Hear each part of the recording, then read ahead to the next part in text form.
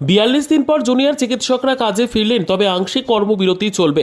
আজ থেকে জরুরি পরিষেবায় যোগ দিলেন জুনিয়র চিকিৎসকরা। পাশাপাশি আন্দোলন চলবে বলে জানিয়েছেন তারা।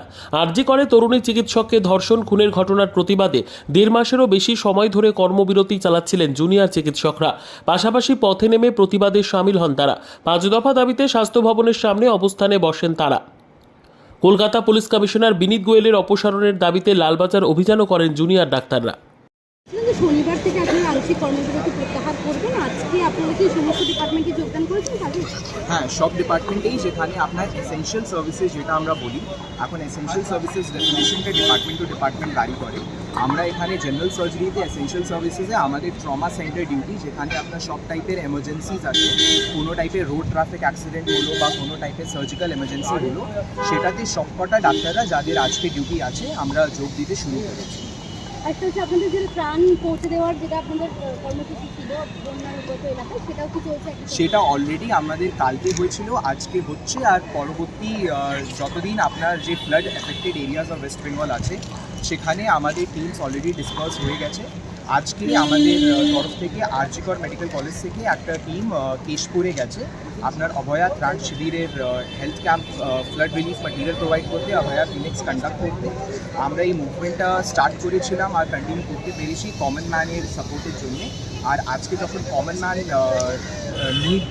ম্যানের একটা নিড আছে, যে ফ্লাড এফেক্টেড এরিয়াজ অনেকগুলো আছে, এই জন্যে আমরা looking at the common man আমরা এই রিলিফ ক্যাম্পগুলো করছি এবং পরবর্তীকালেও করবো। সেখানে অভয়া ক্লিনিকও চলছে। ফ্লাড রিলিফ ম্যাটেরিয়ালের যতটা আমরা সারপ্লাস যেটা আমরা পেয়েছিলাম সেইগুলো ডিস্ট্রিবিউট করা হচ্ছে, তার সাথে হেলথ ক্লিনিকও চলছে।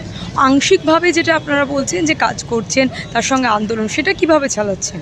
সেটা আমরা যেহেতু এখন পার্শিয়াল সিজওয়ার্কে আছি, প্লাস আমরা কন্টিনিউয়াস আমাদের মধ্যে ডিফারেন্ট অভয়া ক্লিনিক্সগুলো করছি, সেটা দিয়েই আমরা, আর প্লাস আমাদের যে আন্দোলন মঞ্চটা আছে সেখান থেকে different types of convention, rally marches, কালকে রাতেও একটা মশাল মিছিল হয়েছে, ওই দিয়ে আমরা আমাদের মুভমেন্টটাকে কন্টিনিউ করে রাখছি। এবং সামনের সপ্তাহে কয়েকটা ইভেন্টগুলো প্ল্যান্ড আছে, সেই ইভেন্টগুলো দিয়ে আমরা আমাদের আন্দোলনটা চালিয়ে রাখবো। তার সাথেই এমার্জেন্সি আর এসেনশিয়াল সার্ভিসেস সবকটাই রিজিউম করবো। প্রিন্সিপালের সঙ্গে একটা মিটিং রয়েছে, সেটা কি নিয়ে হবে?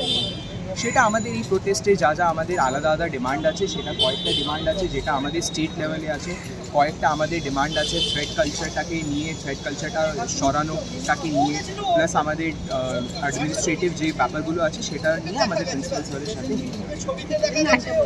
আমার নাম doctor Shivam Garodia, general surgery ডিপার্টমেন্টে আমি রেসিডেন্ট। Thank you.